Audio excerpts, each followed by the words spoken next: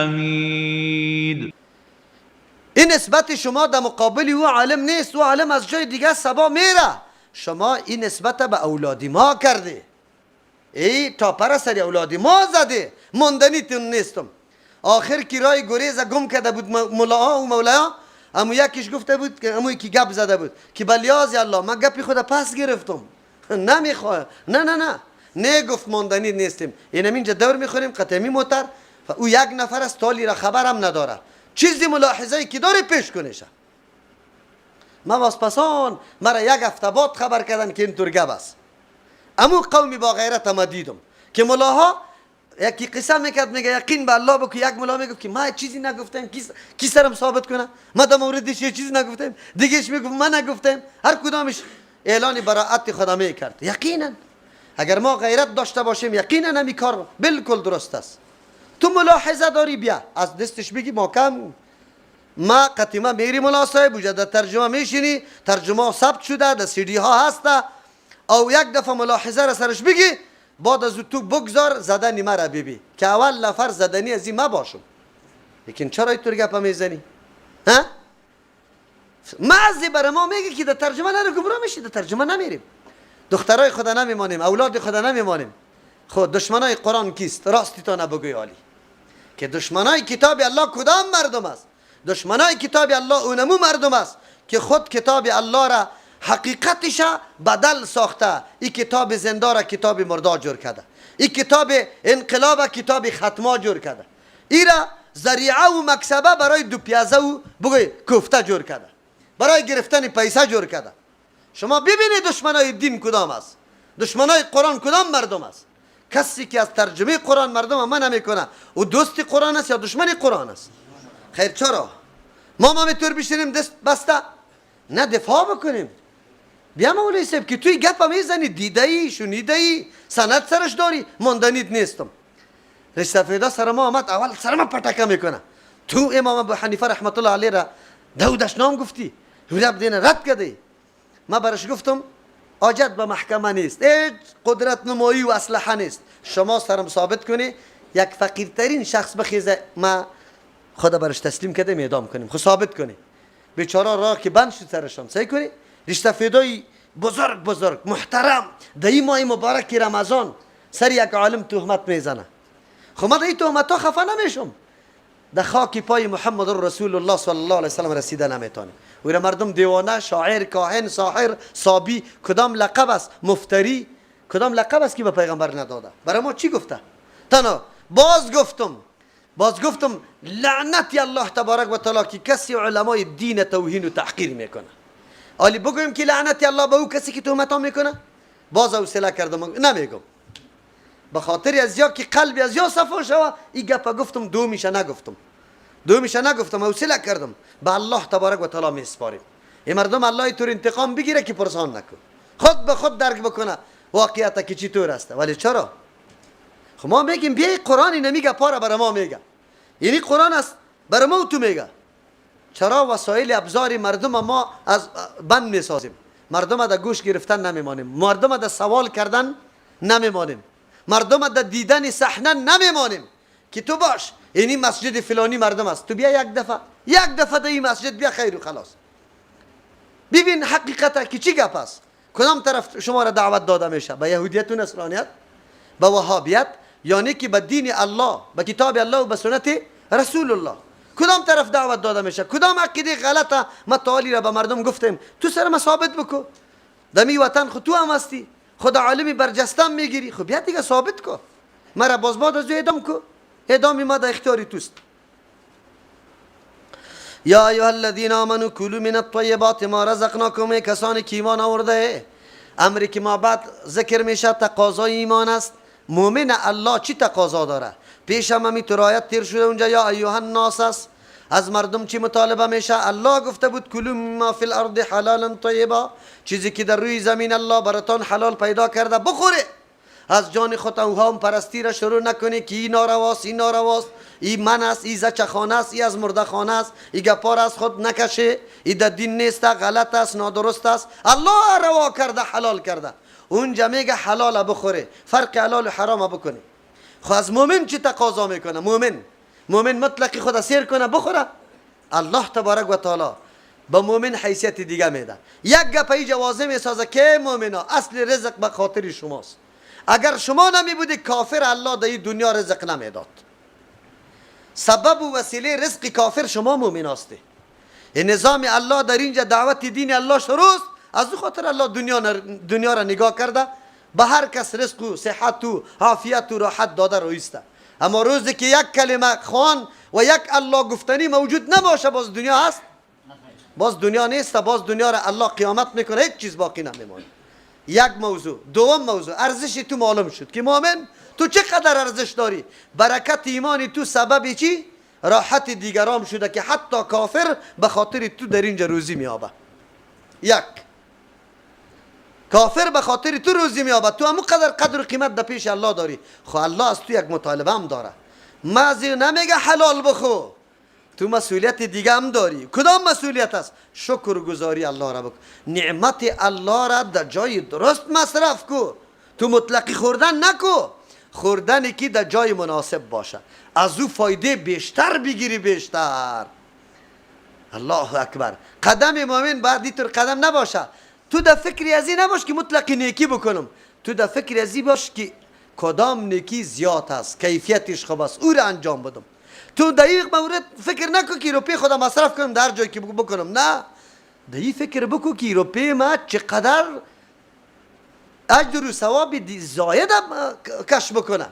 من امروز میرم، من امروز یک ساعت خدا خرج میکنم به خاطر خدمت دین الله تبارک و تعالی. در کجا برم؟ تنها مسجد جارو کنم؟ جارو کردن مسجد برام خیلی میزیبه؟ عالم هم هستم یعنی میرم؟ نه، ام مسجد جارو میکنم در 5 دقیقه، ام در 55 دقیقه دیگه درس قرآنم به چند جوان میگم. کدامش میگم؟ الله از مؤمن مطالبه اعلا را میکنه. همت مؤمن پس نیست، همت مؤمن عالی است. دوستا که مرا میگه شاگردای آمده برادر رفع الیدین شروع کرده. خب کرده که رفع الیدین شروع کرده، مرا میکنیش یا پشتی افضل گشته رایسته یا مطلق عمل پشتش نمیگرده یا عملی که بالکل دیگه خو نداشته باشه پشتی او طور عمل میگرده. مؤمن است، الله مطالبه کرده از پیشش، بعد همی عمل انجام بده. یا ایها الذین آمنو، کسانی که ایمان آورده الا کلوا بخوره من طیبات، از چیزای پاکیزه. طیب چی را میگه؟ حلال لذتناکه. طیب چی را میگه؟ آن چیزی را که الله حلال کرده او طیب است، که الله حرام کرده او خبیث است. الله اشاره به این میکنه، تکرار به خاطر از او سنجم یا ایها الناس کلوا مما فی الارض گفته بود، اشاره میکنه که ای مؤمنات تعالیرم از امور خرافاتی زمان جاهلیت در بین توده های مسلمانم باقی مانده. باقی مانده چیزای پاکیزه و حلال عالی هم بعضی مؤمنا که مؤمن هستن سری خود حرام میدانه. اینطور معامله قطش میکنه مثل که با حرام معامله میکنه. چرا؟ سند دلیل وجود نداره. کل پوره را نمیخوره. چرا؟ حرام است. بیار دلیل سند. در کدام حدیث؟ بیاری دلیل است. کجا پیدا میکنی؟ بله، در حیوان مذبوح غیر از خون که در این آیت ذکر میشه، خونی روان و دیگه هر چیزی که سبب ضرر برای وجود انسان باشه، مثل مثانه واره، مثل غدود واره که لا ضرر ولا ضرار فی الاسلام، از حدیث عمومی استنباط میشه. دیگه یک چیزیشه پیغمبر نگفته که اینی حرام است. تو از جان خود چرا حرام میگی که این چیز حرام است؟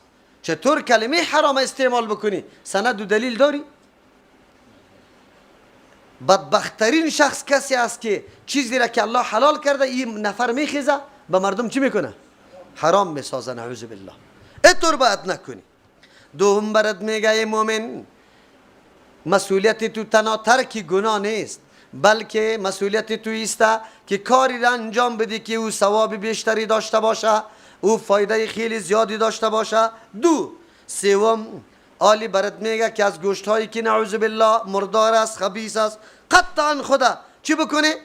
پرهیز بکنه. اگر او گوشت باشه، اگر او طعام باشه از حشرات باشه یا طعامای بوسیده نعوذ بالله پوسیده باشه یا طعامایی که دو میکروبی باشه، از کلش قید طیبات از کل لگی چی شد؟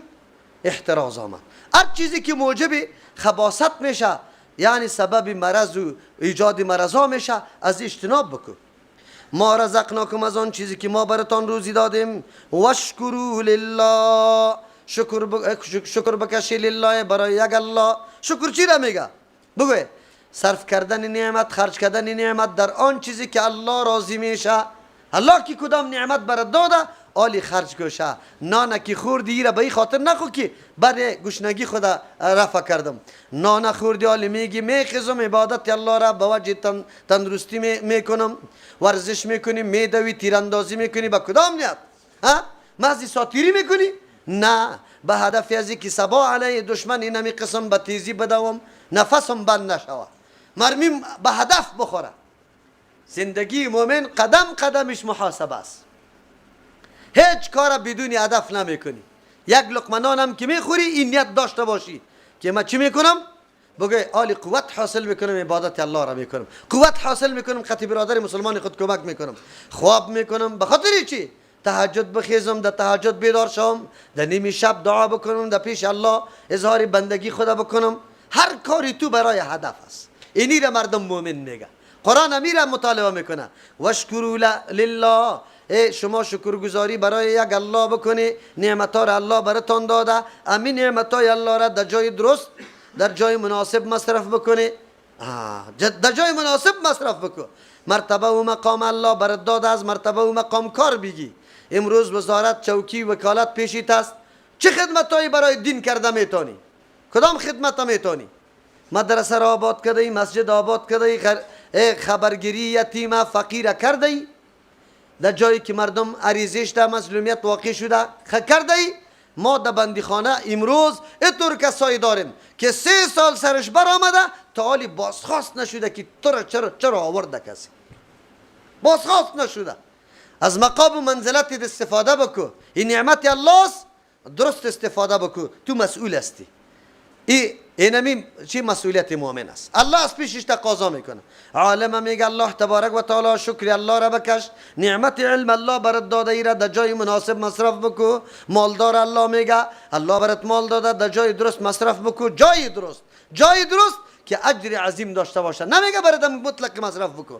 مصرف در جایی که خیلی ثمرات غیر منقطع داشته باشه، قطع نشوه. ان کنتم ایاه تعبدون. شکر گزاری نعمت الله را در جای درست مصرف کردن جز عبادت است. جز چیست؟ این کنتم اگر هست شما ایاه خاص الله را تعبدون عبادت میکنه. شکر گزاری هم فقط عبادت الله است. عبادت الله است. نعمت همونطور به جای از دست نده. از او فایده استفاده خیلی بزرگ بکو. از او خاطر مومن اترادی زندگی نمیکنه، حساب شده زندگی میکنه. نانی که پخته میکنه حساب شده است، خوردنی که میکنه حساب شده است. اینطور نیست لا بالی هر چیزی که داده میروی بیا بخوره و هر چیزی که نه بیا نه. اینطور باید نباشه. دیگه انما حرم علیکم المیتة. یقینا حرام کرده الله تبارک و تعالی بالای شما المیتة مرداری را، و الدم خونی روانه، و لحم الخنزیر گوشت خنزیر، و ما آن چیزی را اهل که آواز بلند کرده میشه بهی بالای او چیز لغیر الله بغیر الله تبارک و تعالی، یعنی نظر میشه به نام غیر الله. هر چیزی که باشه، حیوان باشه یا غیر حیوان باشه. فمن اضطر، کسی که ناچار میشه، غیر باغ در حالی که او طلب لذت نمیکنه، ولا عاد تجاوز هم از حد نمیکنه، فلا اثم علیه، سریع آدم گناه نیست که یک کم استفاده بکنه، صد رمق بکنه. ان الله، یقینا الله تبارک و تعالی غفور مهربان ذات است. یکی دمی طور حالت براتان اجازه خوردن مرداری و گپارم داد. رحیم رحم کننده است. اگر بلا قصد، بدون قصد چیزی اضافگی از پیشت شوه الله نمیگیرته. چرا؟ غیر اختیاری است و تو به قصدی را انجام نداده. الله در این جرات میکنه بالای آن چیزی که آلیوا حلال میدانستن. زمان جاهلیت بعضی اموری که حرام بود را حلال میدانستن و آن چیزی که حلال بود را حرام میدانستن. عکس آن چیزی که دین بیان میکنه. آلی بگوی چیزی که حلال است او را مردم حرام میگه یا حرام حلال میگه. در زمان جاهلیت صاحبه و وسیله و حام که میگفتن شترا بود، خودشان نامگذاری کرده بودن و او را حرام میدانستن. حتی سوار شدن از سرش حرام میدانستن. کفتر شاید و شمشیر است، کسی را شکار کرده نمیتونه. این حرام میدانه، موجب ضرر میدانه، اما آن چیزی که حرام است او را باز حلال میدانه. خون حرام است، یا خون قربانی را در کاسه میگیره پخته میکنه میخوره، ثوابم میدانه ایره، این خشک میکنه. انما حرم علیکم المیتة، در مقابل حیواناتی که چی حلال میدانستن، الله در مقابلش ایره بیان میکنه که نه این حرام است حلال نیست. وگرنه محرمات و خیلی چیزای زیاد است، یا است که 4 حرام اصولی است، در هر شریعت یا حلال نشده، در هر شریعتی حرام بوده. اول مسئله انما حرم علیکم المیتة، الله حرام کرده بالای شما المیتة، مرداری را، خودی مرداری را، خوردن استفاده از مرداری را. مراد از مرداری حیوانی که حلال باشه و او بمره بدون ذبح، یا توسط شاخ زده شود. در سوره مائده 6-7 قسم از این را بر ما بیان میکنه، از کو بغلطه، حیوان دیگه بزنشه، چیسته اموتور بمره، به مرگ خود بمره، درنده او را بکشه. مختلف اقسام یا صورتهای مرداری وجود داره. الله تبارک و تعالی میگه حیوان مردار سرطان چیست؟ حرام است. با جز از او چیزایی که استثناء آمده در شریعت در حدیث که از او استفاده شود. پوست اگر رنگ داده شود چی میشه؟ استفاده از پیشش میشه. مویایش، استخوانات، چون که در اونجا زندگی حیات در اونجا حلول نکرده، حیات در اونجا پایین نشده، از او خاطر از او چیزا استفاده درست است. در مرداری دیگه کل مرداری حرام است. چرا حرام است؟ این در روزگاری بود که نه لابراتوار بود و نه وسایل و نه کسی میکروب میشناخت که میکروب چی است، در کجا مرکز میگیره، در کجا میباشه، چه قسم میباشه. قرآن کریم 1400 سال پیش مرداری را حرام کرد، اما امروز تحقیق میشه که مرداری چی است.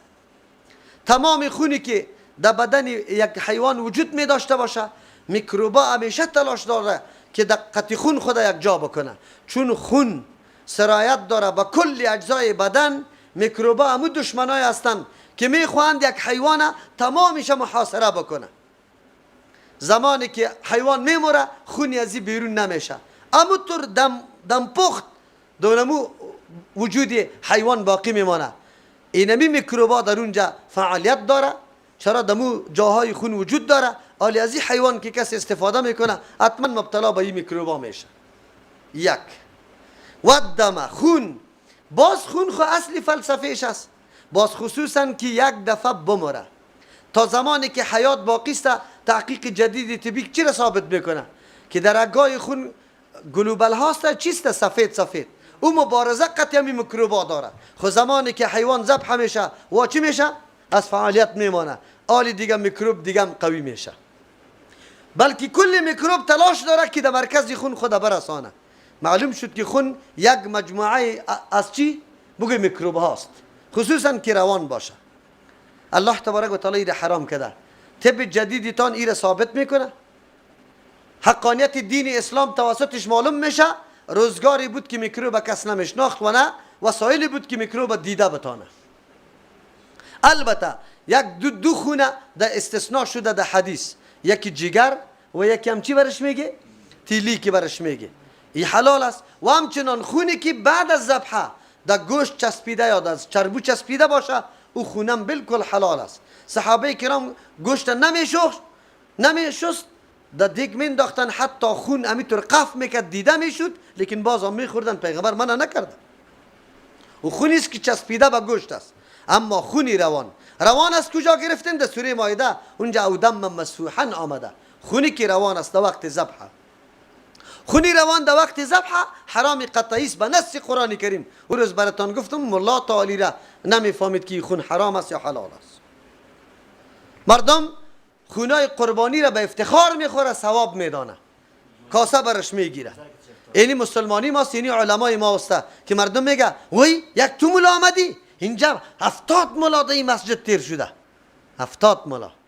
یک جای تقریر میکردم در مورد دعا بعد از سنت و فرض با آیت اجتماعی، گفتم یک ریش سفید خیست با بسیار قهر و غضب 70 ملا گفت در این مسجد تیر شده، یکیشی گپ نزد تو میگی. من فهمیدم که خیلی در غضب است. من گفتم 70 ملا تیر شده، 30 خو زنده است. از همون 30 زنده برام دلیل بیار که پیغمبر علیه السلام این کار کرده باشه. آدمی خوب بوده، آدمی خیلی قناعت بخش بود، گپ قرار نشست. بعد از نماز جمعه رفت گشته بود بیچاره قطعمون مولای زنده که در مسجد ازی امامت کرده بود. مولای زنده را پس گشته بود. یک روز گیر کردم شد برش گفتم کجا شدی؟ دلیل آوردی آنی؟ گفت این جوڑی خور راستی که حلوا خور است. یکیش دلیل نداشت. خوب شد که تو شناختی حلوا خوره. حلوا خوره خود شناختی حلوا خوره. خب تالی را مردم به مردم همی گپ نزده که همی خون حرام است. همی خون حرام است. خونی که به نص قرآن حرمتش بیان شده. یزدستی چی؟ بگه ترجمه قرآن نشده. ترجمه قرآن نشده. ولحم الخنزیر، گوشت خنزیر الله حرام کرده. گوشت خنزیر چرا حرام کرده؟ یکی در تمام حیوانات دیوسترین حیوان، بغیرتترین حیوان کدام حیوان است؟ خنزیر است. خنزیر بغیرت حیوان است. امروز دنیای غرب مشاهده بکنی. در زمان دوران طالبا یک کسی آمد پیش ما گفت مولوی صاحب یکی از جمله کسایی است که از آلمان است، در افغانستان خیلی وقت تیر کرده، مطالعه اسلامی هم خیلی زیاد داره.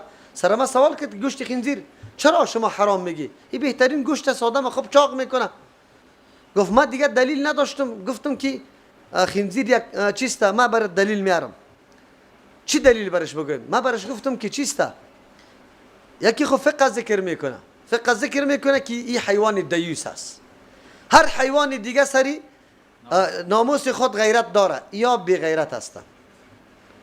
دومیسته که این گوشت این نجس است، نجس العین، ذاتش نجس است. و تحقیقات جدید ثابت کرده که این طور میکروبایی داره که حتی با پخته شدن هم از بین نمیره. امو کرم هایی که به نام کدو یا تریشن یاد میکنه و در گوشت ازی وجود داره. ای ثابت کرد عالی تحقیقات جدید از یا که این میکروبا واقعا توسط پخته شدن هم از بین نمیره. در روسیه یک قانون وضع شد که گوشت خنزیر چی کردن؟ حرام کردن وقتی که دیدن حالات ازیره. گفت بس آدم بسیار فامیده آدم بود، انجینر بود. پس آمد یک روز گیر کردم شما گفتم چطور شد؟ گفت رفتم مولوی صاحب اوی تو رو حجت سرش ثابت کردم که پرسان نکو دمی کل پشتم ایشش میگه دویلی رفتم که قطعی زنی خود یک جای نشسته. گفت رفتم من اول قطعی زنش چی کردم؟ بگه سلام دادم و قول دادم و خب باز بعد از قطعی ازی از پیش سوال کردم که من که آمدم سلام دادم امرای زنی دست دادم تو چی احساس کردی؟ گفت بسیار خوش شدم که محبت کردی. گفت بعد از گفتم که سوالی تا جوابش آوردم. گفت بگو چی جواب آوردی؟ گفت ما گفتم به خاطر حرام است که خنزیر بغیرت ترین حیوان است. او الله تبارک و تعالی که کدام حیوانات منع کرده به این خاطر منع کرده که اخلاق و اثرات او حیوان سرایت نکنه در انسان. گوشت کدام حیوانه که تو میخوری حیوانای مفترس حمله کننده که میباشه، امو اخلاق و خاصیت تو پیدا میکنی، سری مردم دیگه حمله میکنی. کدام خوی خاصیتی که دیو حیوان است در تو دیده میشه. الله تبارک و تعالی از خاطر خبایث حرام کرده و شما مردم هم اینمی طور هستی. ما مسلمان ها زنی خودم، دختری خودم، مادری خودی مرا بگذار، دختر و خواهر افغانی را هم بگذار. در آلمان شما که یک خواهر به نام مسلمان پیدا شو و تو کج برش سعی کنی دستم ندی، تنها کج برش سعی کنی، اینمین جمع غیرتی ما در جوش میاد که وقت کلی تو را بکنم. به خاطر چیست؟ به خاطر که ما از گوشت خنزیر استفاده نه تنها که از ناموس خود بلکه به نام اسلام که یک دختر در وطن توسته هیچ نوع رشته نسبی قطمه نداره، قاربم نیست، خود صرف خود منصوب به چی ساخته؟ اسلام. غیرت ما در این جمعه میگم آدم امید طور شد و گفت که واقعیت است. بالکل آلی تسلیم شدم که یقینا اسلام چیزی را حرام کرده، در او فلسفه بزرگ است. او میگه در این گپ تسلیم شد. امروز به بندوباری جنسی، به بندوباری امی مسائل غیرتی که در غرب در اینی اوج رسیده از دست چیست؟ خوردن گوشت خنزیر است که اونجا هیچ اهمیتی نداره، هیچ گپی نیست. نعوذ بالله. این مشکل به بار آورده. خوب که به بار آورده چه نقصان پیدا کرده؟ نقصانش میفهمه. در دنیای غربی تو روز نیسته که شاروالی از زبالدانی ها 4 و 5 مردی طفل جنینه بگوین بالا نکنه. در اونجا مسئله نسب وجود نداره. مسئله نسب وجود نداره. احترام متقابل که پدر هستی، ماما هستی، یکی با دیگه یک کمی تعاون داشته باشه، همکاری داشته باشه، قطعا وجود نداره. شفقت، مهربانی، دلسوزی گپا وجود نداره. هر کس عربی خدا بگوی لول داده رایسته زندگی خدا خوش میکنه، تو اگر هر رقم میموری در قصیت نیسته. الحمدلله اسلام دینی چی هسته؟ غیرت. اسلام دین نظافت، اسلام دین عزت، اسلام دین عفت است. اگر ما دقیق نظر بکنیم عالی برای ما واضح میشه که اسلام کدام چیزا را حرام کرده و کدام چیزا را حلال کرده. صحیح است که ما درک نمیتونیم امیالی که این چیز چرا حرام است. شراب حرام است. چرا حرام است؟ عقل انسان از بین میبره. پشت سر اون فلسفه میاد مسئله قصاص است. اسلام کدام چیزا را اهمیت میده؟ در زندگی انسان کدام چیزا اهمیت داره؟